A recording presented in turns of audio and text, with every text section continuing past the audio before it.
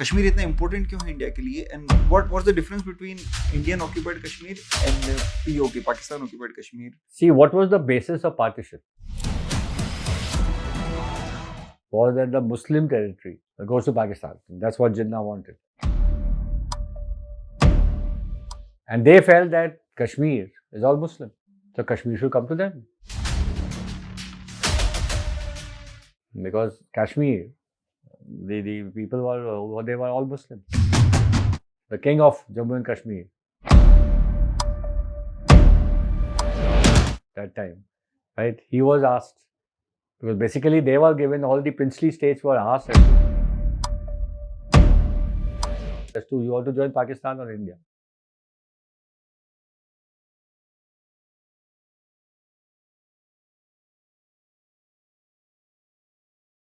आज के ज़माने में जब देश की सीमाएं हमेशा एक चैलेंज बनी रहती है, चाहे वो कश्मीर में बढ़ती हुई टेररिज्म की गतिविधियां या नॉर्थ ईस्ट और वेस्टर्न बॉर्डर्स पे बढ़ती टेंशन, हमारे देश का सैनिक हमेशा तैयार खड़ा रहता है। आज के हमारे एपिसोड में ऐसे ही एक वॉरियर मौजूद है जिन्होंने अपनी जिंदगी का हर पल देश के लिए समर्पित किया है। Major general Praveen Dikshit. वह एक ऐसे वेटरन है जिनके पास मैकेनाइज्ड आर्मी का 30 साल से ज्यादा का अनुभव है। वह इंडियन मिलिट्री अकादमी और defence staff service college Wellington के एल्यूमिनस रह चुके हैं। जनरल दीक्षित ने ऑपरेशनल जोन्स में आर्मर्ड रेजिमेंट और ब्रिगेड को लीड किया है, आर्मी हेडक्वार्टर्स में स्ट्रैटेजिक रोल संभाले हैं और यूएन रवांडा मिशन में अपना योगदान दिया है। उन्होंने नाइजीरिया में डिफेंस एडवाइजर के रूप में भी हमारे देश का सम्मान बढ़ाया है। विशिष्ट सेवा मेडल और सेना मेडल से सम्मानित उनकी लीडरशिप और स्ट्रैटेजिक प्लानिंग पे हम सबको गर्व है।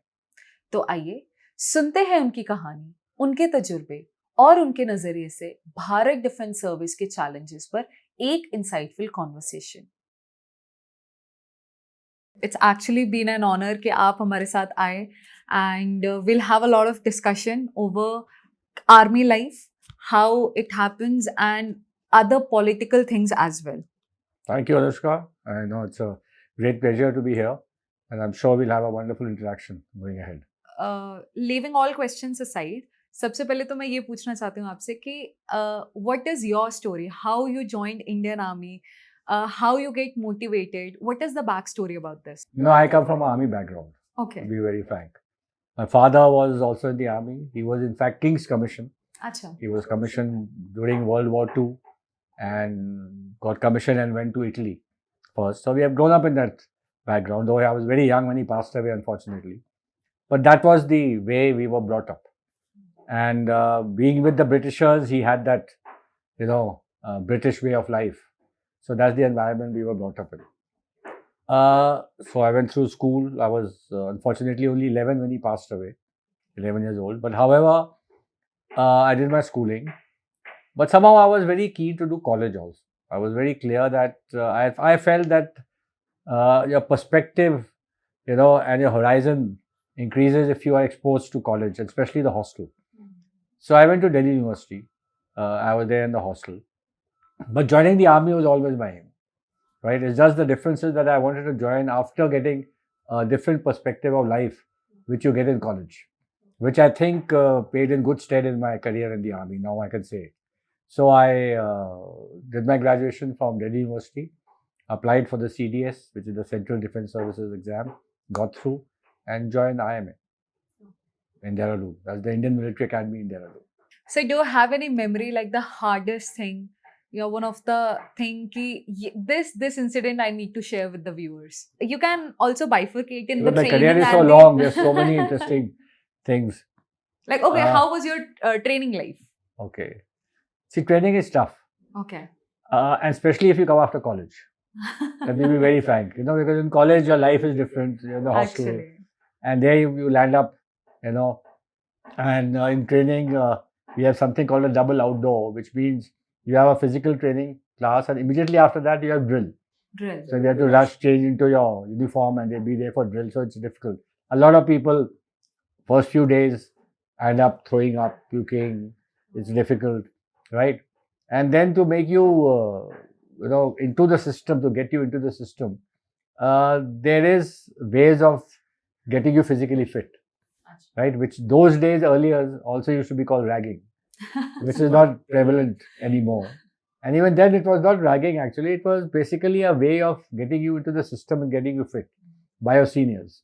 So those were very tough times. And आपको वो ragging देखे college ragging easy लगती होगी. Of course. See, college ragging was not physical. Yeah. See, college ragging was more mental, you know.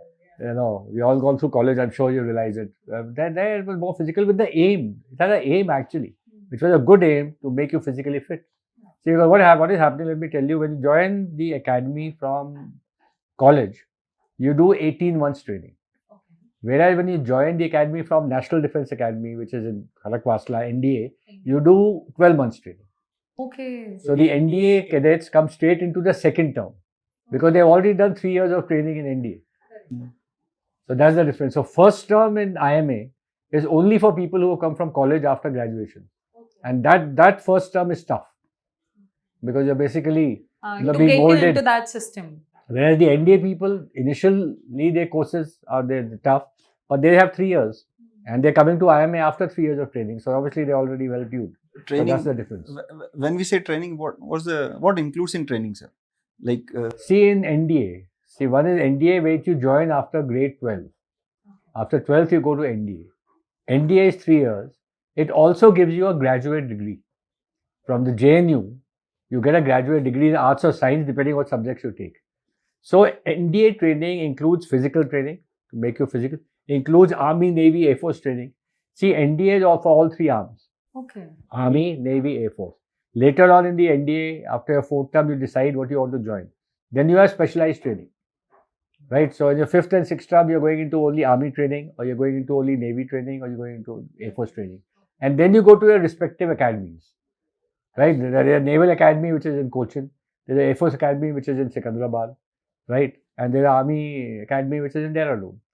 So then you go there after NDA for 1 year of specialized training before you become officer. Okay. And all these also have direct enrollment after college, which I have done, where you do 6 months extra. And that is why you have 18 12 months. months, it is 18 months. 18 months. And you have to clear CDS. Yes, you have to clear CDS. They have to clear their respective, all our UPSC exams, they have to clear the NDA exam, which is basically based on the level of 12th standard. Sir, I want to know, आपका एक दिन training का बताइए, मतलब your okay, time NDA IMA is really the same, but see, the junior you are, right? NDA and everywhere you have common toilets. So the junior you are, even in the army, when you get commissioned also, you are the first one who has to clear the toilet. Okay. So you have to go that much early depending on your seniority. So the junior most goes first and clears the loo. So you get up at 4 in the morning, right? 4 in the morning daily for 18 months. Yes, you clear the loos, you do your bit, come back, get ready. And depending on the weather, whether it's winters or summer, depending, especially Dehradun winters are very severe. It gets, dawn is much later. So what you do is you get ready for generally first parade is always PT, which is physical training. So you get ready and you have cycles. You have cycles to go to the respective location. So you get into a cycle and rush for your PT, and then you have 45 minutes of physical training, right? Which is running, exercises, you know what PT is. Thereafter, there are times when you come back and have breakfast, or you go for drill from there straight. So you come back, change into your uniform, and then you go for drill, which is marching. Because you have to get used to marching, you have to get used to saluting. So that is what is called a double outdoor, and you have these two, right? Thereafter, you have breakfast, which is, throughout in your service, if you ask your wives, they'll ask you how fast we eat, because they hardly need time to eat. That's what you can use in training itself. So you have your quick breakfast, right? And then you rush. You have academics classes, you have tactical classes, which are army classes. So then you basically have classes, right? Till lunchtime. The legit class where you sit and learn Where the you things. sit and learn various things. Plus you have outdoor classes, like map reading. So you go to ground, right? And there's a hillock, there are ways of map reading. So you have outdoor classes and indoor classes. So those classes are, depending on the days, till lunch. So you have lunch, right? Which again, you hardly have any time for lunch. And 3 o'clock, you're out for sports, right? So every possible sports or games are played, hockey, football. There is no nap time in between? No. From morning 4 to evening? There's nothing like a nap time. Okay. So you get into games, right? And whatever little time you have, right? And if you are a junior, then you are being trained for something. I mean, I don't want to call it ragging, but that's what I'm trying to say is you are being trained for something, so there's no time to nap. But that's good for you because that is how you get tuned, right? So then you go for your games, you play hockey, football, depending on tennis, squash, all facilities are there, swimming, a lot of things are there. So that's by evening, right? So the generally gets dark, then you come back, you get time to have a quick shower and change. And then you have something called a study period, Okay. right? Because you've done academics also, you've got homework also in a way, right? You have to work also for next day. So you have that till dinner, and then you go in for dinner. And after dinner, again, you have various roll calls, various orders which are given for next day, right? And then different training also depends. And then there is something called lights out, Okay. which you sleep for a few hours because you're up at 4:30 And in that's the at morning. what time? Reporting. 10 o'clock at night is generally lights out, officially. So usually 5-6 hours sleep only. Unofficially, yeah, that's what your body requires. And that's what it generally is a training routine. It obviously changes depending on what the classes are, but broadly this is what it is. And sir, is it true? जैसे हम सुनते हैं कि बहुत से लोग training छोड़ के भी चले जाते हैं. Is that an Absolutely, option? yeah, because you see the training, and especially the people who come who are not mentally prepared. See the mental strength is the most. Physical, everyone can do, and everyone is not as fit as the other. The training makes you fit, but where people lose out is mental strength. And if you're not mentally strong, you can't withstand the training. And they leave the They leave and institution. go. But sir मतलब part of training subject में जाना चाहूंगा what subject they मतलब you will be studying what like maths और something Yes. See, in NDA, there's a difference I'm talking about. Now, the first one is NDA, which is National Defense Academy, which is here in Pune and Karakwasla, where you get a graduate degree. So you're doing all the subjects which are done to become a graduate. It all depends whether it's arts or science, whatever you take, right? In addition to that, you have military training. There are a lot of things in military training. You have military symbols, you have map reading, you have service writing. There are various ways of writing, letters or official letters. So all that training is part of academics also. And everything is marked. So merit all depends on your participation or your performance in academics, your physical training performance, your drill performance, your sports performance, your games performance. Everything matters in that. And also it matters in all these discussions which are held. They are basically, what are they training you for? To become leaders. Because ultimately as officers you have to become leaders. And your leadership qualities are coming up right from training. So as an instructor, luckily I've been an instructor also in NDA. So as an instructor, what are you looking at? You're looking at differences in people. Who has that ability to lead, to convince the others about his point of view, right? So there are various aspects which, and that is how you have something called officer-like qualities, which are leadership qualities, and there are marks given for that also, depending on how you perform. So overall, how you perform with all the aspects, that means you have to be basically good in everything to do well. And then the topper gets something called a sword of honor, which you must have heard. A sword of honor guy is a guy who's a performer in all aspects. Only then can he reach that stage. Okay. So the merit is as per your academics, as per your physical, as per your drill, as per your army training, as per your games, as per your sports, as per your leadership qualities, everything. Performance of full day. Full We day. can't. The full personality. Full personality which comes into it. But sir उस institution से तो सभी officer ही निकलेंगे तो ये merit क्या चीज define करती है like You see, when you pass out, okay you get an army number. And that number is as per your merit. And Right? वो नंबर क्या हेल्प करता है like what it Throughout your seniority, throughout your life, your career, like later on in life, suppose there are 2 vacancies for Major General, right? And there are 3 people who are qualifying to become Major Generals, right? The first 2 who are senior in merit in IMA. Oh my God इतना matter करता है वो Your IMA merit matters a lot. Your number is as per that. अच्छा Like my number is 39076, right? So I was the 39,076th cadet who passed out from, right? Okay And in my case, I was 18th in merit. So the topper, his number was 76 minus 18, Hmm. right? And there were almost about 300 plus 400 people in our course, right? So that is what happened. इतना See the matter pyra- करता है The वो. pyramid, which I'm sure you'll discuss later, the pyramid in the army and the defense is so steep, right? That approximately only 2 people out of 100 become major generals. And finally, there's one man on top. Hmm. There's only one general, there's only one chief. So the pyramid is so steep, right? So merit right from IMA actually matters. And how well you do, and there are a lot of things. And people have this concept that studies are over once you join the army. Hmm. It's a misnomer. Because you have promotion exams, you have promotion tests, right? Yeah, at every step. मतलब army Every officers के भी test होते Test, हैं. absolutely, at every step. And then ultimately you have a course which is based on selection. It's a competitive course. Thousands of people sit, and there are approximately about 300 vacancies only. It's all as per merit. There are 6 subjects. You have to clear all 6. You may get 100 just for hypothetically. You may get 100 in 5, but you fail in the 6th, you don't make it. So you have to clear all 6 subjects, and then you have to come in the merit to go to what is called Staff College, Defence Services Staff College, which is in Wellington, Ooty. Near Ooty is Wellington. So that is where the Defence Services Staff College course is held, right, every year, and all based on a competitive exam which you have to appear. And there are various yardsticks. When you join Staff College, you should not be 35 years of age. And you get 3 attempts to try it. So you calculate your age accordingly. So your first attempt, your second attempt, your third attempt. And in 3 attempts, you have to make it. If you make it, if you don't make it, that's the end of it. And that matters a lot because that also adds on to your merit towards promotion subsequently.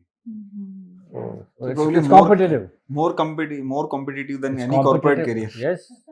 Competitive, and our selection method and our performance evaluation method is amazingly scientific, let me tell you. So it's only the people who have the merit go up. There are aberrations in every organization, but it's a very fair system where adequate chance is given for everyone to perform, and the guys who perform do well. And you would keep performing full career. Yeah. It's not one time, Throughout two the time, career. twice As or a thrice. captain, you appear in an exam. As a major, you appear in an exam. As a lieutenant colonel, you have to sit for a board. There's a board which promotes you to full colonel. Everyone doesn't make it. So at every rank beyond lieutenant colonel, there's a 30% selection. अच्छा. Right? So approximately 30% make it from lieutenant colonel to colonel. Beyond that, again 30%. So that is high. On top, there's only one guy who makes it. Corporate से ज्यादा competitive. Very well. In fact, you will be surprised, the services selection board is held for after your written exam and you have to go for selection into training, NDA or IMA or Naval Academy or whatever, or CDS or whatever. First you get through the written exam. Then you have to go for a services selection board, which is held over 3 to 4 days, which has everything from interviews to physical to group discussions, right, to psychological tests. It is the most difficult selection, and there are there are people who clear the SSB, right, and the corporates say, yeah, you clear the SSB, that means you're very good, to come to us. Because the system is so good. Our SSB system is so corporates recruit from I mean, they SSB. don't recruit. What I'm trying to say is they appreciate the kind of selection procedure which we have for someone to make it to NDA or IMA. That is for your training. That means I'm talking about at school level and college level. Okay, so I was saying कि corporate में ऊपर कैसे बढ़ता है आदमी? You execute, then you delegate, better delegator, better manager, better delegator, better manager. So in your life is like, No, it is always that also. See, because at every level you're commanding. You're commanding troops. As a lieutenant, as a junior most also, I have Jawans under me. I'm commanding. How those Jawans perform is a direct reflection of how good a leader you are. Like we're talking about a delegation, right? I become a commanding officer of a battalion or a regiment, which is a full colonel, right? How my battalion or regiment of 1,000 people, 850 people performs, right, is a direct reflection of how good a leader I am. right, okay. So the performance of those 1,000 people or 850 people is directly related to my performance. Yes. Whereas there's many things which can happen which I have no control on, but because of the fact I'm the commanding officer, I am responsible. Responsibility is totally mine. I can't wash my hands off and say, नहीं वो तो उसकी गलती है, he did it. No way, that's my responsibility because I am the commanding officer. Corporate में तो ये हम फिर भी कर सकते हैं. Yeah, out here it's totally my responsibility. They make you a very responsible man. You मतलब have this to.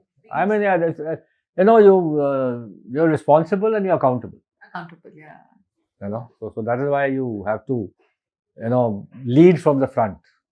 You have to set an example, and only then people below you will follow you the way you want them to. As an outsider, we always think that performance is measured in war only. War only. मतलब war-like situation. So if there is a war, You know, unfortunately, for someone from in uniform, I have served almost 38 years. I didn't experience war. After 1971, we haven't had a full-fledged war. We have had Kargil, we have other things. We have experienced that. But a full-fledged war with people, because I got commissioned in 1980, right? Okay. The last war was in 71, right? But throughout my 38 years, the only thing I've done is prepare for war. Yeah. The entire focus of the army is to prepare for war. Your entire training, everything is dependent on how war ready you are, right? Which we are, which the Indian Army is at all times, right? But unfortunately, I will say unfortunately, the world may say fortunately, but I as a soldier will say unfortunately, I didn't see proper battle. every army guy says, I am fortunate if I'm able to see a war in my life. Absolutely. That's what we're training for. That's what you're training for. Skills And there are instances in my service also where we almost went into war. That experience itself was very good, which, like after the Parliament attack, we were deployed and we were there for 11 months, ready to go into war. It didn't happen, but we were ready in all aspects, right, to go into war. It didn't happen. But we were trained for that and we were ready for that. As a layman, I'm getting trained for years and years for something. For one day कि कभी तो war होगा and I'll be performing. So मेरे को 10 साल के बाद तो मुझे कभी लगेगा कि यार मतलब मैं क्या कर रहा हूँ डेली. उस माइंडसेट को आपको कैसे कैरी करना है? That is where the motivation comes up. That's it. I'll give you an example. When the Parliament was attacked, right, on 13th of December 2001, we got mobilized for war, right? And we moved into our respective operational areas depending on whatever our role was.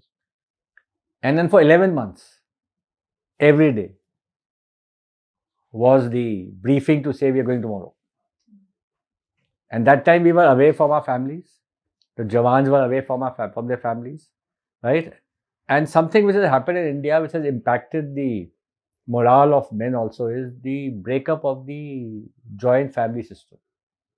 Earlier, Jawans' families used to stay in a joint family system. You know, uncle, aunts, brothers, sisters, they all used to stay together. Yeah. So a soldier knew that his wife, his family is being looked after. But of late, that has broken up. Everyone is staying on their own, and most of the people are. So that, awareness and that scare that I am here and my wife and family is somewhere, who's looking after them? And that is where we have cantonments, and that is where we have a lot of family quarters where the families stay. Together. And we are told that, okay, your men are going, say, for war, or in this case, we were deployed for war, but the families were there. And in my case, I could have about 500 families. And that is where the role of the women in the army comes up. Because when we are away, it is the CO's wife, the officers' wives, the JSO's wives who are looking after the families. Wives and the Jawans are comfortable that they have the officers' wives looking after their wives. Right? So, to build the motivation and morale of a soldier, there's so many things involved. And the biggest aspect of motivation is being excellence in your profession. You know, the confidence which comes in if you are good at it. And also the confidence in your leaders. And that is where a commanding officer and the officers have a major role to play. They have to lead by example. They have to be better than the men. And that is why that pressure of performing is so much more on officers. right? Because they have to be better than the Jawans, for the Jawans to follow you, for the Jawans to take that bullet for you, Correct. right? And for Jawans to take an order from you, right or wrong. Because you are the ones who are giving orders. There are times when the orders may not be right.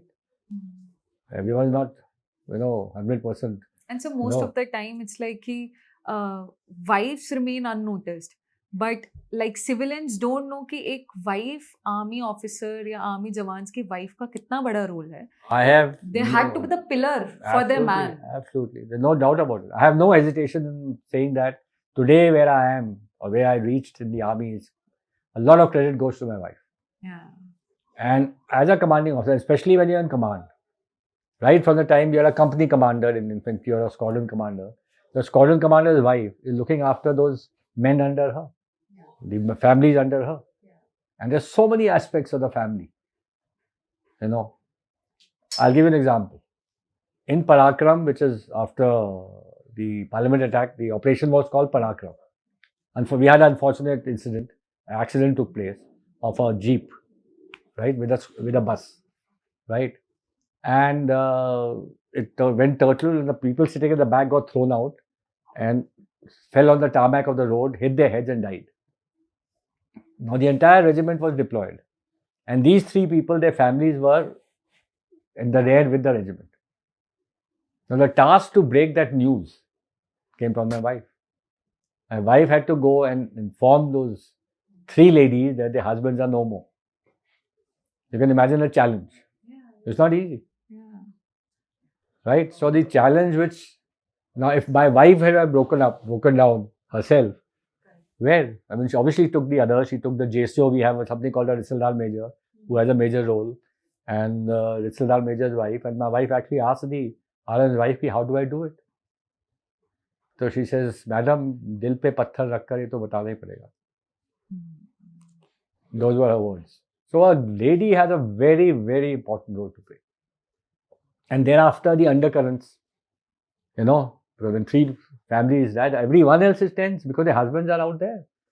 They may feel tomorrow it will be my husband. So it's the women who have to. So the motivation for the men is done by us, but the motivation of the women under your command is done by your wives, the leader's wife, the officer's wives, and they have a very major role to play, which I don't think any other organization has. It's only the defense where the lady plays a very important role. Yeah, we always assume like army and all this thing as a men's job, and it's like that. But no, मतलब बहुत कम लोगों को पता है कि women का भी कितना बड़ा. Especially in peacetime, because it's only in peacetime your families are there. Obviously in J&K the families are not there, so that's not there. But in peacetime also there's so much, to do, because the Jawans, they, basically alter between peace and field. So when they're in field, this is their welfare which has to be looked after, and that is where ladies come up in a big way. Army welfare and all. Absolutely.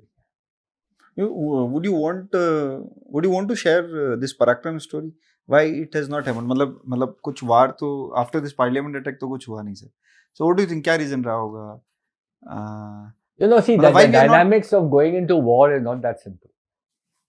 For a country to decide to go to war, there's so many aspects, right, which you and I can't even comprehend, right, from the diplomatic, right, to the logistics, to the economic, right, there's so many aspects which have to be taken into consideration, to the sustainability, to the impact it will have on you, right, to the reactions which will come from your opposing side, right, to the pressure which will come from the international community. There's so many aspects, right? So Parakram is one thing which apparently, right, the message was loud and clear, right, that we can mobilize and be prepared for war if we try anything like that. We didn't go in because of the dynamics where I can't really comment, because that is at the national level as to why we didn't go in. But we were ready, and we were given our orders, in fact. Our plans were ready, everything was ready, and we would have gone in had we got the go-ahead. But it didn't happen. लगता है sir political इच्छा नहीं थी. Chances no, of political. No, you can't say that. You see, no politician takes a decision alone. Right? A decision like this, everyone is involved, including the defense. So it's not only the politicians, the army, the economic, the finance, right? The foreign affairs. I mean, there's so many aspects to do with the war, right? So the decision, of course, is taken by the political hierarchy, but the inputs which are given by everyone. So you can't say it was there was no political will, right? There was political will. That's why we got mobilized. But there were other dynamics which got involved, apparently, which didn't give us the go ahead to go across. So it all depends. I don't know about this parliament attack, but the recent one, Abhinandan case. So in 3-4 days, he was back. Like in 4-5 days, A controlled and planned operation, Balakot, right, where we attacked the terrorist camps, right. There was no collateral damage. And because there was no collateral damage, we were quite sure there will be no reaction from you, because there was no issue of that it was the terrorist camps which were attacked. And the message was sent across. Abhinandan, what happened is a different issue. collateral damage, you mean to say no civilian and no Correct. army, Absolutely. no army damage. No civilian damage was done. No infrastructure was destroyed. No buildings were brought down. There was no collateral damage. So it was very, very well planned and well conceptualized, right? So the impact was that the message went across. You don't dare, do anything to us. We have the capability to act, which we did, and the message went across. But do you think, sir, if political, अगर leadership कुछ दूसरी होती, तो Abhinandan would have been there for, मतलब what is your? No, you can't say that. I think every political leadership has done their bit, right? You can compare one to the other, of course. None of them are the same. But for the state of the country, for the nation, there are so many differences in the country, in different states, in different people, in different communities. But when there is war, everyone's together. Everyone talks the same language. I mean, now it's happening. Everyone's talking the same language. Everyone comes together. And that is what is nationalism is, and that is what I think we should be proud of, being an Indian. With so many different backgrounds and so many different languages and cultures, we are all one still. And we will remain one, because anything like this brings you all totally together. Yeah, that's beauty of India. That is what we are. Indian Army आपको सिखाती है being ruthless? Do you think, sir, being? See, you have to be ruthless against the enemy. You're not ruthless on your own people. There's a very subtle difference between being ruthless and being disciplined. See, discipline is what the army teaches. Right? Discipline, because of discipline, you're reprimanded if you do something wrong. They're not being ruthless. It's being disciplined. And that's the difference. But when we are facing the enemy, you have to be ruthless. So there's a subtle difference. मतलब army आपको brutal होना सिखाती है, लेकिन brutal is not the right word. Army आपको offensive होना सिखाती है, right? in a very trained and in Absolutely, that totally manner कि trained. कहाँ होना है, कब. You have to be trained. You have to be good at yourself, because you're not going on suicidal missions. You see, the other guys who are brutal or who are ruthless are going on suicidal mission like these terrorists. They're ruthless. They're coming here to die only. They're coming here. Look at Kasab. He went into the railway station and just blasted everyone. That's being ruthless. Without any. These guys who have come recently to Pahalgam, and they are being ruthless. But the army is disciplined. There's a subtle difference. So I want to know why we don't retaliate. मतलब हमेशा हम लोग सहन क्यों करते हैं? 2008. कहाँ सहन करते हैं? Retaliate तो करते हैं. 2008. You see, it is a very. That's what I mean. You people as civilians think कि उन्होंने एक अटैक किया, आप जाके बड़ी सियालकोट ले लो, लाहौर ले लो जाके. It's not that simple. Let me be very frank. Sir, India ने हमेशा, it's like मतलब we never declared war from our side, या we never initiated. But why? Why should we? मतलब we were always defensive. Like we were. Balakot we were not defensive. Balakot we were offensive.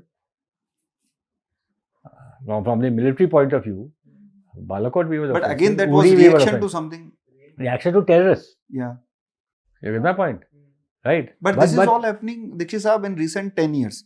Probably 2008 happened. Terrorism picked up then, no. Terrorism picked up that, and to cater for terrorism, we had to obviously act. Right? And terrorism is being imported in through Pakistan. The whole world knows, and everyone knows. right? But there has to be a calibrated response. The repercussions are, Understood. Calculated there. response towards everything. And both of us are nuclear states. That is a deterrence. See, it's a big deterrence, right? If both of you are nuclear states, because the repercussions can be, and Pakistan especially is a little, they're not as stable, right? Their stability is suspect. So one has to have a calibrated response, which, I mean, I can just comment on that. I'm not aware of the bigger picture. Right, you're right. I'm Matlab not they aware of the bigger always come picture. with the one-line statement. Yeah. Whenever they do something, if we say something, they will always come one thing. We are nuclear powered. We are. Whatever. We have this I mean, thing. that is something that is there. You know, they have to give a bogey. Yeah. And you know, they have to have their nation on their side. Today in Pakistan, it's in such a mess, economically and otherwise, that they have to get the men on their side. To get the men on their side, they have to have a rhetoric, right? And their rhetoric is just one: Kashmir. That's the only rhetoric they have every time to get their people together. So that is how it is. जैसे sir there are some countries like Israel, so हर घर से एक फौजी निकलता है, मतलब वो उनकी पॉलिसीज है.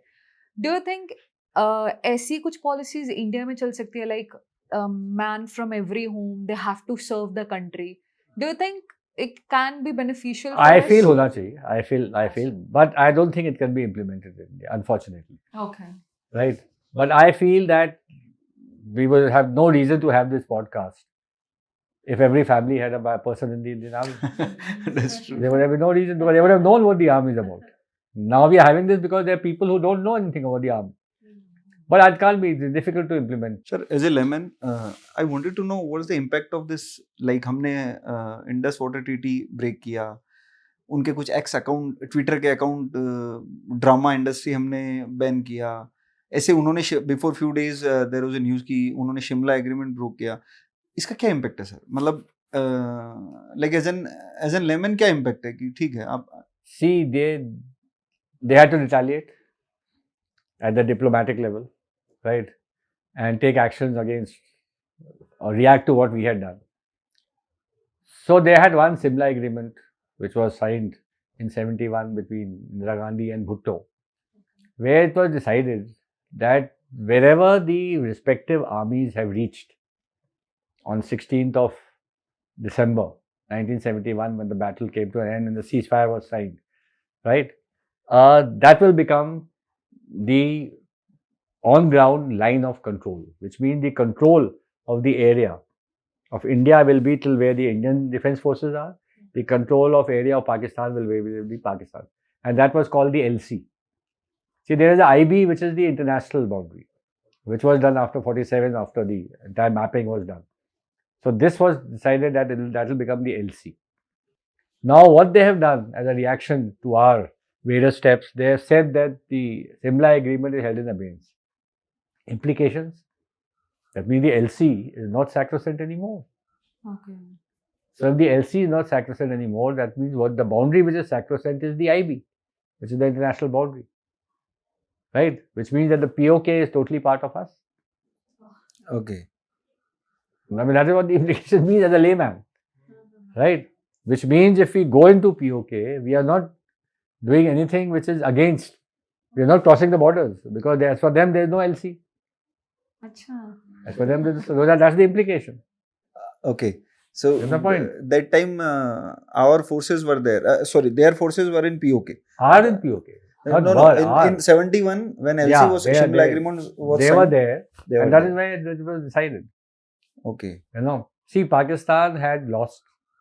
They had signed the ceasefire, right? So it was actually a bargaining thing of Bhutto. They give me something, otherwise they'll My political career. sort me out. This happened. I mean, finally he was hanged. They'll sort me out in the country. So whatever happened, I don't know at that level, but it was decided that the LC will become where the ground is, where the troops are, and that is what was done. And now that they've put it in abeyance, means there's no LC. No LC.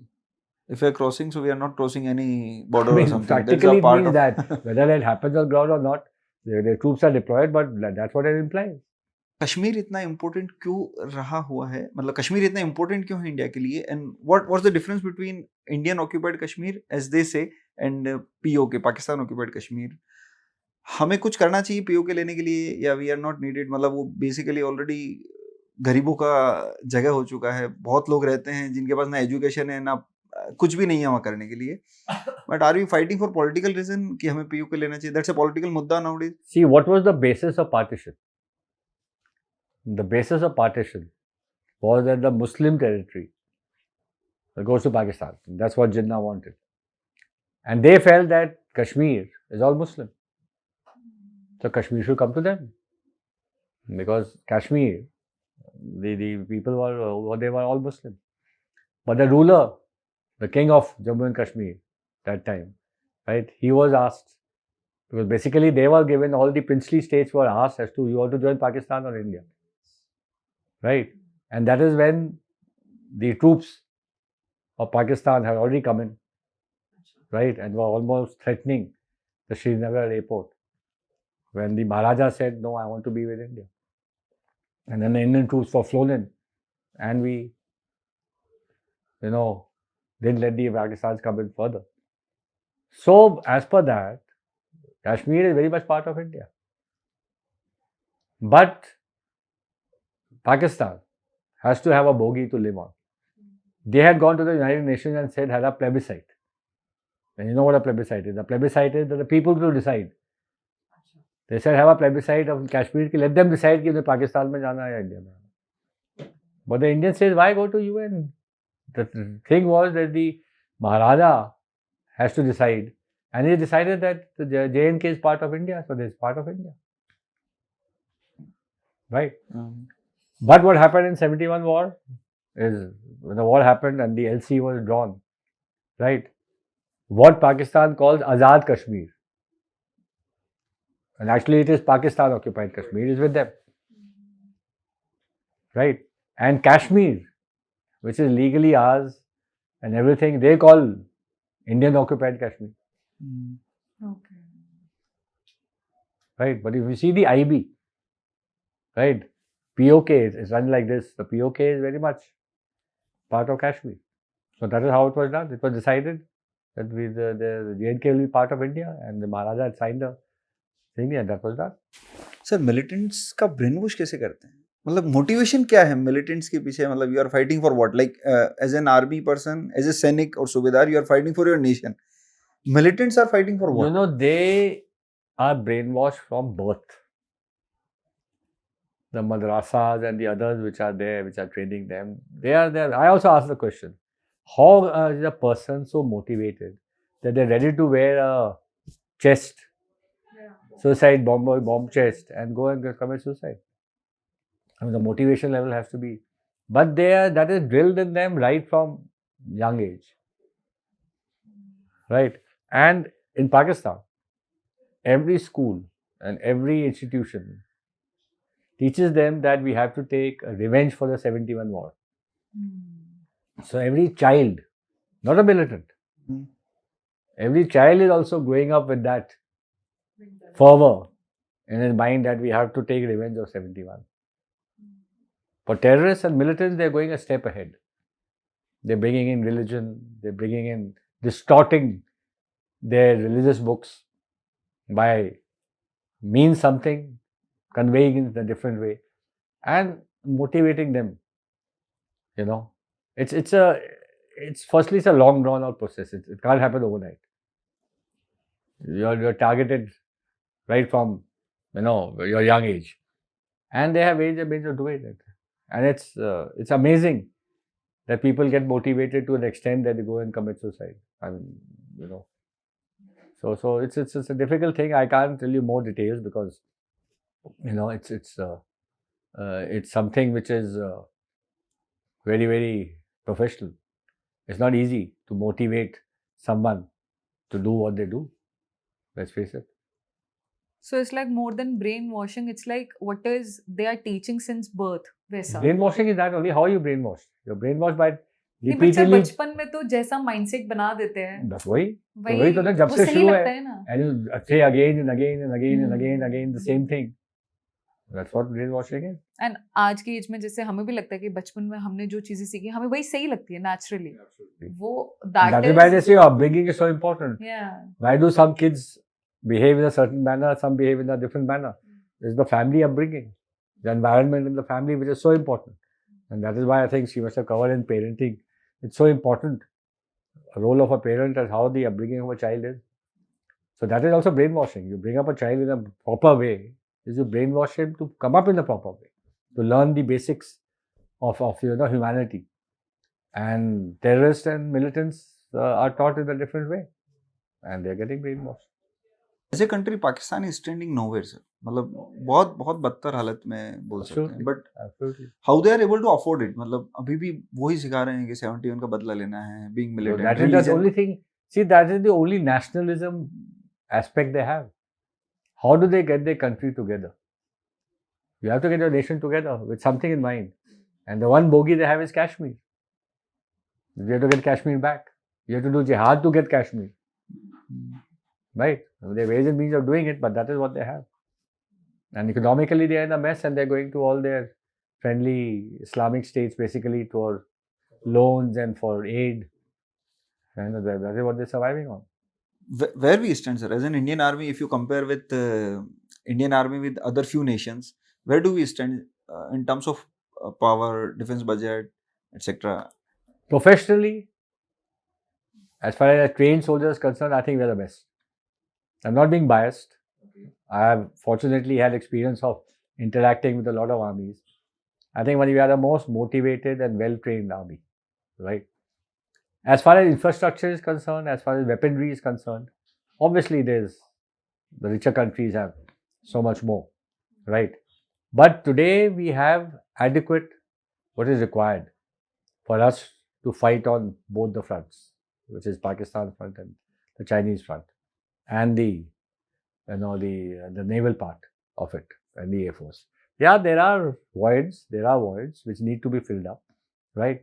Which are being done because we are so much better trained and equipped, right? And the infrastructure than 10 years back. Be it the China border, be it way in Arunachal, right, and Sikkim, or be it in Pakistan. It's so much better, including the naval. So we are today, I think, we stand professionally as one of the best armies in the world. There's no doubt about it. And we are the ones who are seen action. Our men are always, right, when we eat Kashmir, right, or earlier it was the Northeast. Even now, the borders of Myanmar, we've had people coming in, or the Chinese trying to come into the Arunachal belt, and obviously what happened in 22 on the Ladakh front, right? So we have seen that. We've seen Kargil. So presently the army, right, is blooded, like they say, without having a war.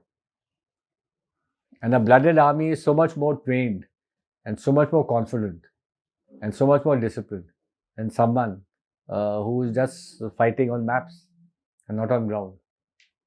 So I think there's no doubt in my mind. And most capable to handle on all fronts. Absolutely. Absolutely. Be it Bangladesh, China, or India. See, fighting a full-fledged two-front war is difficult for any army, let's face it. But there's a strategy to it, right? You hold one front, you fight in one front. You hold the other front, you fight in the other front. So there's a ways and means of doing it, right? Which is there in our strategy. So we are prepared for a two-front war with a strategy which is different. You're not going whole hog into both the fronts. You are seeing what matters where, and accordingly, deploying your resources. Which part of army is most important? मतलब ये मेरे को जानने के लिए. Every part is important. This naval wala part or this ground wala, what do you say? See, I'm a tank man. I will say a tank is most important, but I have to fire rounds. I have to fire ammunition. If the ammunition doesn't reach me, what good is it? Someone has to bring me the ammunition. So that guy is as important. He may be loading the ammunition in a truck and coming and delivering it to me, but he's that important. So logistics is that important, right? My tank develops a fault. Someone has to repair it. He's not a fighting arm. He's repairing my tank, but he's as important. If he's not there, I'm nothing, like was explained. So that is how the army is, developed. Because every part and every section and every arm and every service of the defense forces has its importance, has its role to play. And if they don't play the role, the other guy can't perform. We may be infantry and armor, may be the first ones going into battle. But they're going into battle and performing in battle because someone is supporting them. We have artillery. Artillery does indirect firing. Like, suppose this is your objective. And artillery is basically based in base camp. No. Artillery also moves up. Everyone moves up. But artillery is not firing directly, they're firing indirectly. And they're firing long distance.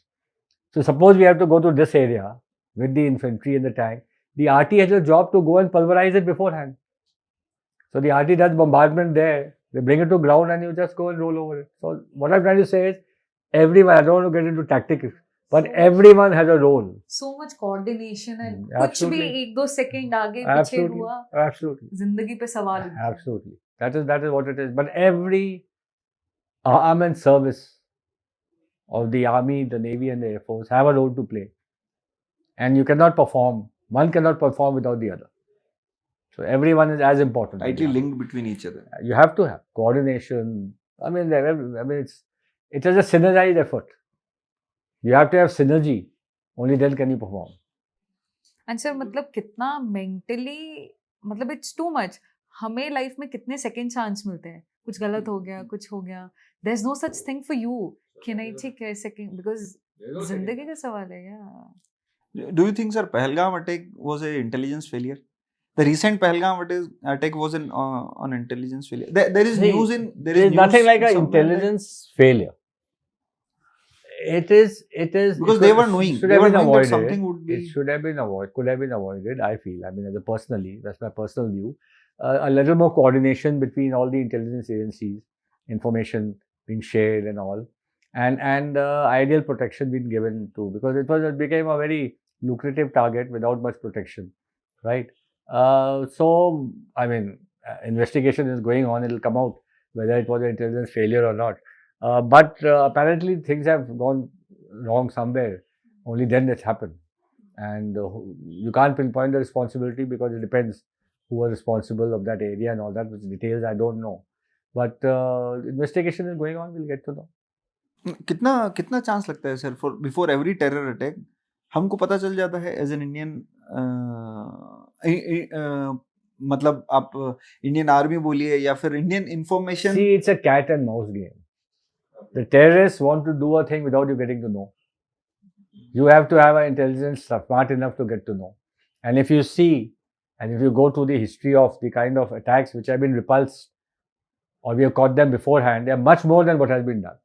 Okay, that nobody knows. That nobody. You see, you got my point. So the intelligence has not failed. There are so many intelligence inputs which have been provided, which have facilitated in capturing, killing, preventing infiltration of terrorists. It's all because of the intelligence which we have got, right? Apparently, there are a few cases which have happened where we have, not been able to get the kind of action based on the intelligence we should have, which I suppose is being improved at every step. You see, there's no perfect thing anyway. Like the Americans supposed to be the best army, they feel. Look what happened in Vietnam. Look what happened in Iraq. So it's not, and the terrain we operate in is so difficult. Terrain, you mean to say what, sir? The ground, the forests, the weather, the temperatures, right? You see the way people are performing there.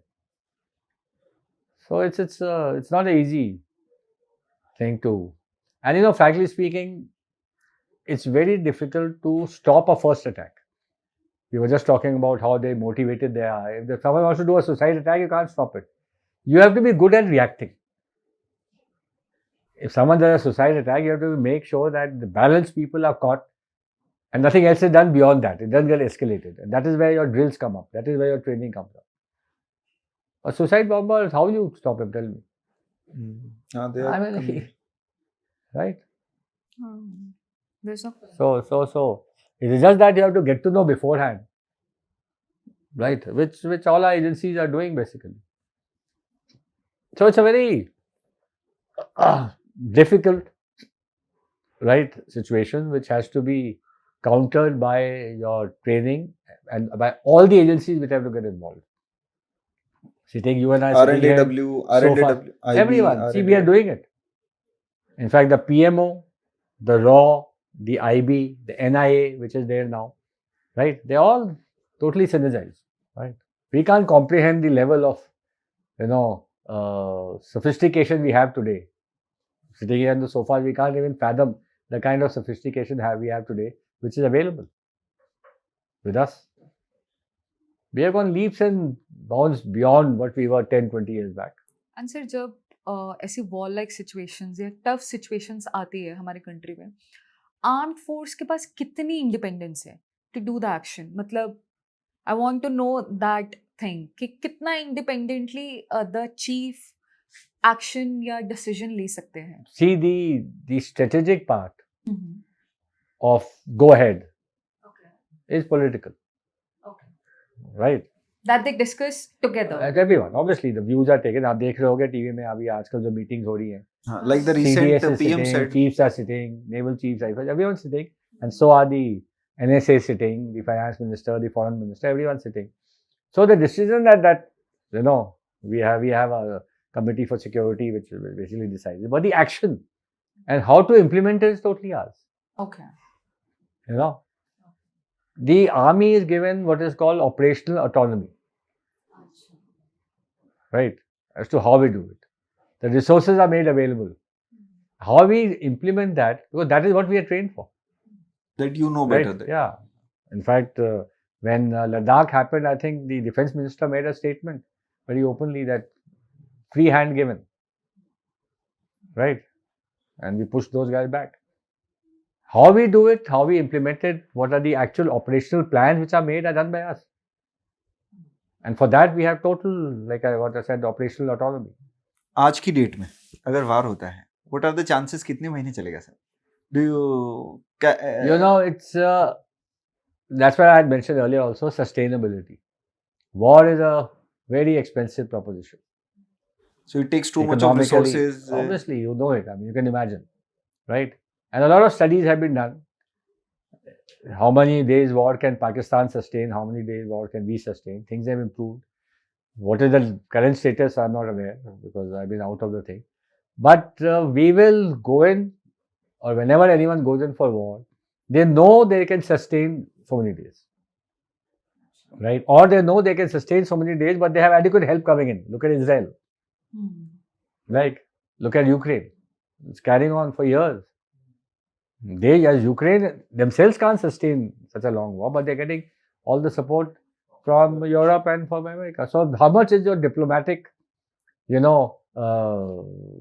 association and your diplomatic will to get what you will? And that is what you have to make out and put into your plans. That yourself today, you have so much of ammunition, so much of this, so much of that, you can sustain for so many time, but how you can expect to get more and you can sustain more. So it's all a complicated thing. But you can't say कि war 30 दिन चलेगी, war 20 दिन चलेगी, war 10 दिन चलेगी. But when you make plans and you go into it, then you know, okay, you must try and finish it within those. That's your sustainability.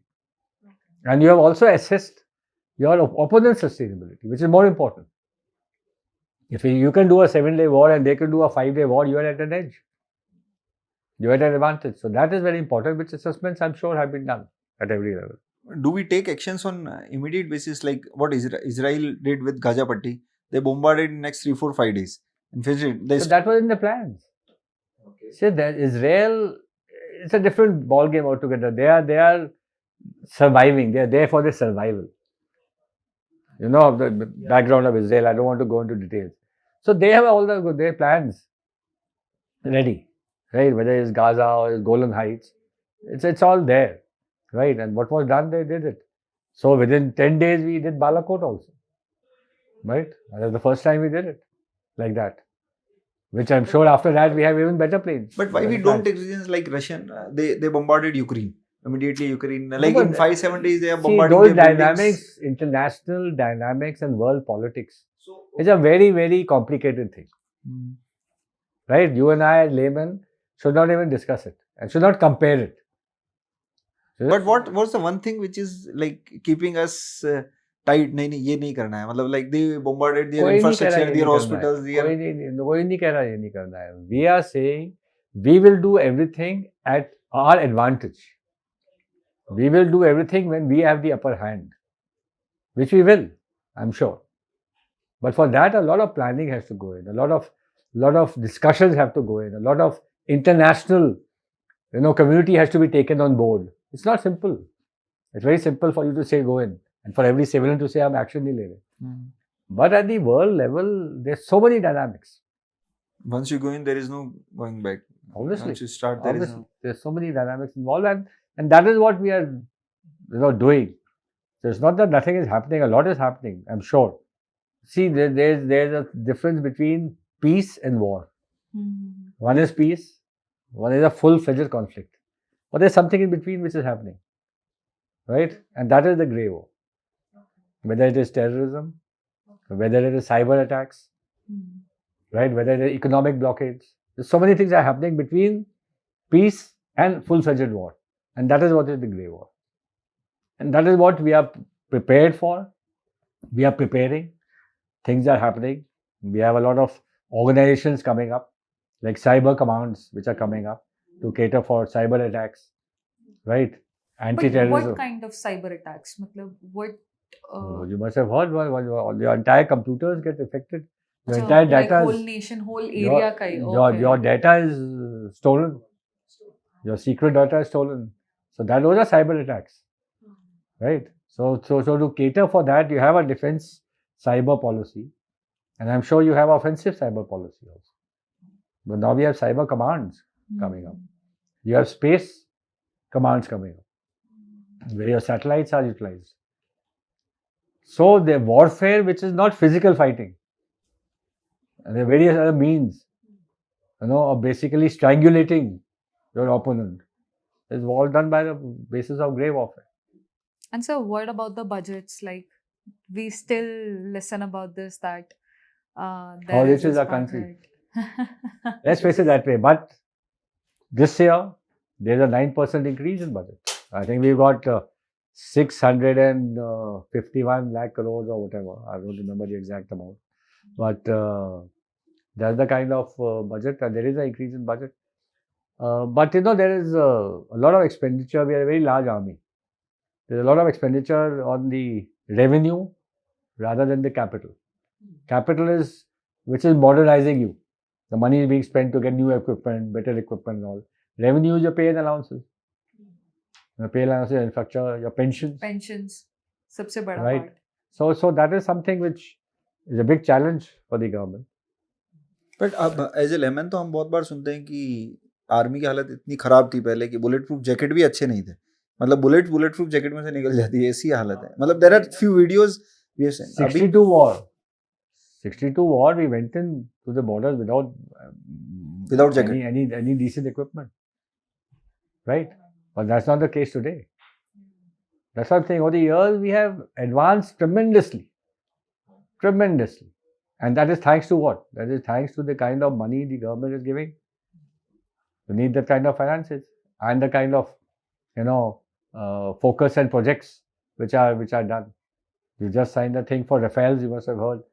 We're already getting so many and getting so many more because we are short of so much of aircrafts, but the government is realizing it and we have to get it.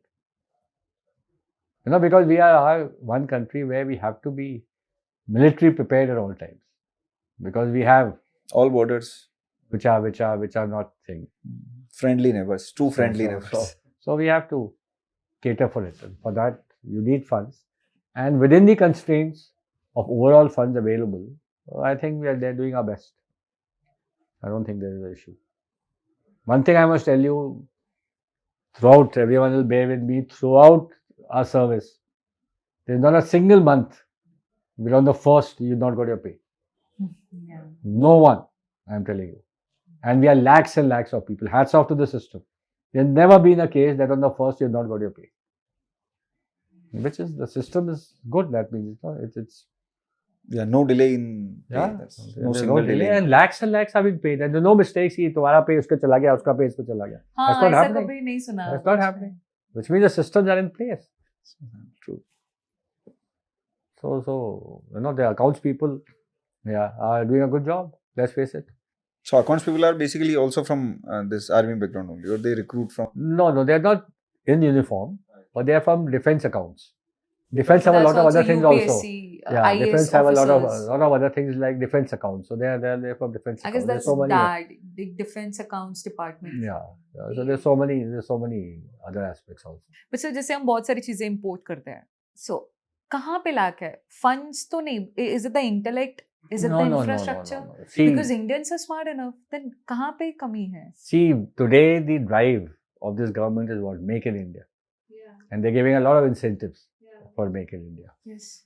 But what happens is, what has been happening is, things are improving, is I think the bureaucratic hurdles are so much, right, that it takes a lot of time for things to, basically get orchestrated and develop, Achha. right? So our R&D takes so much time, right, that for that to be approved and go into, manufacturing gets that much more delayed. But that is being addressed by this government in a big way by Make in India, and a lot of incentives are being given. So things are improving, but everything can't happen overnight. It takes time. We have the expertise. You'll be surprised. We may not be making any aircraft engine in India today, but every engine being made abroad is being made by Indian hands. Yeah, तभी वो The सवाल Indian आया hands, था. which are the ones who are making it. So they will come back because now this incentive has started, and they will, and we are planning to make one here in any case. So things are improving. And privatization has come in a big way. That is a thing. Otherwise, everything was public sector earlier, but now privatization is coming in a big way, which is facilitating Make in India, to get a fillip and move faster, which is happening on the ground. Yeah, there are many private players in defense today. Big time. As an Indian, like Indian Army serves PM or serves India. In Pakistan, Army doesn't do not serve PM. The PM serves the Army. Whatever No, Army says. that is what is believed, but on paper, on paper, though, it is like hierarchies always is the same. It's a democracy and all that. Yeah. But the armies, They started misbehaving. No, they have. See what happened. The political establishment was so weak and so unpopular that right from day one, they had to have martial law, and the army used to come in. So they were used to martial law, right from Yahya Khan to Ziaul Haq. They all took over. What right? is martial law? Martial law is when the army is running the show. Okay. There's no martial law in Pakistan. It's a democracy.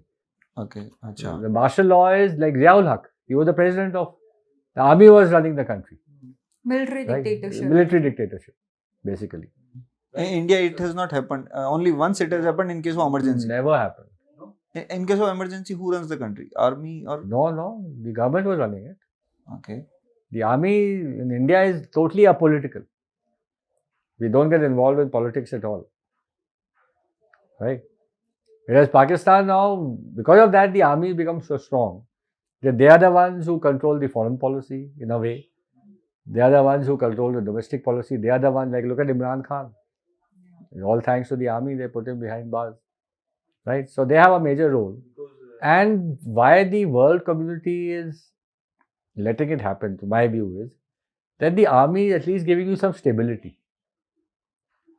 The political environment is such a mess, and Islamization is taking over so much, right? Especially there's a nuclear state. If the nuclear, arsenal of theirs goes into the wrong hands, anything can happen. So they feel that this, whatever stability Pakistan is getting is courtesy of the army. You get my point? So that is why it's being accepted. Everyone talks about it. So the army has a major role, and army is controlling everything. But no one is doing anything about it openly. The politicians can't. Right? Why? Because they are the only sense of stability in that country. And always, a stable government is always so much beneficial for everyone. A stable. True. So that's how it is. Inputs. जैसे आजकल there is this thing कि chemical wars. That's रात one में- kind of warfare. Yeah. When we were taught, we what always is NBC. biowar? NBC is what? Nuclear, biological, chemical. Yeah. Biological war is basically when, the medicines, if I can put it in layman for you to understand, right? Is injected into various things. You must have seen so many movies. In COVID Right, also, with it was gas, like in one with way. gas and all, right? So that is there, and there are talk that in some countries it was used.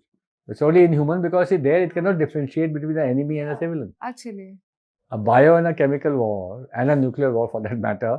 Like in a war, what you're doing, you're shooting at the enemy, you're shooting at someone in uniform or anything, not at civilians. But a bio war or a chemical war has no distinction, right? The impact is on everyone. So it is more dangerous. It will be And it's more something like- dreadful. Yeah, absolutely. It is absolutely. And that is why it is not advocated.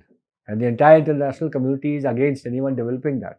But do you still think कि control है इस पे? Like, how can someone control if any No. country? It is controlled. It hasn't happened. Have you seen? Yeah. Luckily. It has not been used in Ukraine. It has not been used in Israel. There is a control. It's not happening. Why Pakistan want instability in Kashmir? They only have so- one bogey. They have getting their country united by saying that we have to get Kashmir back. Kashmir is ours. Right? When Pakistan and India were made, they were divided on the basis of religion. And Pakistan, Kashmir is fully Muslim, so the Muslim lot do, come to us. do you think, sir, Kashmiri people wanted to, I mean, as in, they wanted, because they are like more or less, they are stabilized. No way. They don't want it. Now they are even happier they didn't want it because look at the state of Pakistan True. and look at the state of Kashmir. And unfortunately, this incident happened, but I just went recently to Kashmir. It's thriving. The amount of tourism, beautiful places. The people are so happy because tourism has come back and they are getting their livelihood back. Yeah. And they are getting, proper law and order. There hardly been any cases. I mean, this is unfortunate will happen, but otherwise. But this was intended to destabilize this. Obviously. And and why did they target the civilians? Because they wanted the world to, attention. They basically wanted world attention. Because what happens if you kill a few soldiers? It's part of it. It's forgotten. But if your innocent civilians and innocent tourists are being killed, the whole world, the whole media is talking about it. And that is what they wanted. And they wanted to prove that Kashmir is not stable. Not stable. So you don't visit Kashmir. Because they were shocked. Because they realized that everything normal is happening. Which they don't want to happen. But what was the strategy of like sparing the women and children and only like what could be the strategy? So that is what they wanted to convey. You see, they wanted to also instigate the religious aspect of it. Achha. By Yeah. targeting Hindus. Yes. Yeah. You see, all to bring in, instability. Mhm. Not only in Kashmir, but in the country. So their aim was that. But they will never succeed because one realized what they were trying to do. And I think we are mature enough to understand that. The real how we motive. are. How many army officers do take early retirements? And if they take, what would be the objective? Are they not satisfied? Like I with the- explained to you, the pyramid of the army is very steep, right? So at the age of around 40, when people reach that rank, they get to know by how they're performing whether there's scope of professional growth, right? And if there is no scope of professional growth, that is the age where they can still find placements outside in the corporate world. And that is why they go for premature. They will never go for premature retirement if they know they're going up the ladder. I see. So the But when pay they is not the realize- reason. The pay is Guys, not. no never way. be Pay the reason. today, I think the Indian Army and the defense is getting paid very well. Let me be very frank. You know what? You people only see the tangible. The tangible is कि आपके हाथ में 1 लाख रुपए आ रहा है suppose. What you don't see, the intangibles. The Indian Army, your medical is free. The biggest Even post retirement. Yes. Even Yeah, post Post retirement. retirement. Acha. You were and your wife. Or your Yes, complete family? Me and my wife. No. Your children, if they're dependent on you. And why are they dependent? A girl is dependent or a boy is dependent till the age of 25 if he is not earning more than 8,000 rupees a month. If you're earning less than 8,000, you're dependent. A girl who's unmarried, right, and doesn't take up a job is dependent. And then dependent also gets all the facilities. The intangibles and the quality of life, that's what I said initially only, that you cannot understand the defense forces unless you live in it. The life we lead, the quality of life we lead. And quality of life is also the dangers you face. And the tough life you have in the borders, the tough life you have in the jungles, the tough life you have in Siachen.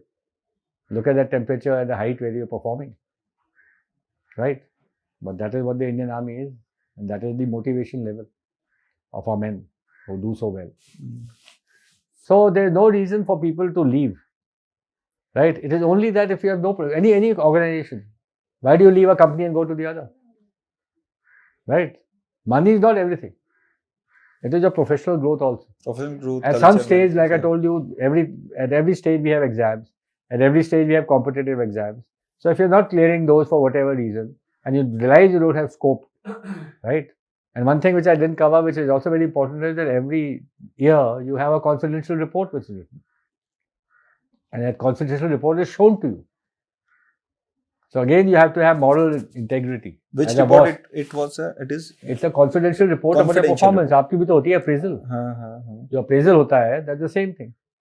In our case, the report, which is again very scientific, it's on point system, right? It is shown to the officer. So if you're not doing well, I have to have the moral courage to tell you you're not doing well, right, as a boss, and show you, and give you the reason as to why you're not doing well. लीपापोती करके छुपाना नहीं है. What is पहले हो जाता. पहले तो if you're not showing the report, you write what you want there. But here you're showing the report. So you as a boss, as a leader, have to have the moral courage to tell, why, sorry, you're not performing. And that's why I've given you this. And explain. So you get to know where you stand. Because if your confidential reports are not good, your course reports are not good, every course you get graded. And your course reports also matter in terms of points. If you're not performing well, then you know that you don't have a chance to. So that's the time you decide to take premature, right? And the impression which everyone has is because of money. Because corporate gives you much more money. But look at the corporate life and look at the defense life. You can't compare it, I'm telling you. All of us have been in defense and we've given our 38, 37 years. And my next birth, I like to go back to defense, let me tell you. You can't have this quality of life. And let me tell you another thing, post-retirement. The camaraderie, the bonding, the looking after you get post-retirement, you can't imagine. Every other organization forgets you when you leave. Whether it's banks, whether it's PSUs, whether it's corporate, you're a goner. Here you're not. You're respected as good as... Unless you've been a rascal in service. If you've been then no one will bother about you. So that matters. There are many people who've been, who are ruthless, like you said, So if you've been that, then no one will bother about you. But if you've not been that, and you've been what the army teaches you to be, the way you're respected post-retirement is amazing. Tell me one thing, sir, which you are liking most in army, defense versus a corporate job. One thing. Camaraderie. Okay, what does that? Camaraderie means the friendship, the bonding, the association, right? The relationships. You can't match it. It's a family. I'm more close to my regimental officers than to my own family. I mean, my distant relatives. A bonding is so much. Today, if I need anything, I just have to tell anyone in the regiment or any officer, right? It'll be done. We are very close. See, something called regimentation. And this is more in infantry and armored because we are regiments. I was commissioned in 85 Armored Regiment in 1980. I commanded that regiment. I became what is called a colonel of the regiment. Until I retired, I'm part of the regiment. So I get that, association, that bonding with that regiment throughout. How many people are there in a regiment? 850, 900. But they move out. No, I'm in the regiment only till I'm colonel. I get commissioned as a lieutenant and I become a colonel and become a commanding officer. I command that regiment. And then I become a brigadier, I move out of the regiment. But I still wear the regimental badge. I'm not part of the regiment. I'm not functioning in the regiment. I've got senior now. I've got 3-4 regiments under me. But my association with my parent regiment remains till I retire, and even after that. So that is the kind of bonding. So what we are trying to ask, camaraderie, bonding, and that family environment is, I think, only available in the army, which is, I think, the biggest asset which we have, which I don't think anyone has in any other organization. बहुत कुछ ऐसा पता चला जो actually हमें इतना internally नहीं पता था कि आर्मी में ऐसा भी होता है. So thank you so much for that insights and we would love to have you back here. Let's hope for the next meeting. Thank you so much, and thank you so much for inviting me. I think it's been a very interesting interaction we've had, and it's always been wonderful sharing our experiences because we've had such a wonderful tenure in the armed forces. Thank you so much for inviting.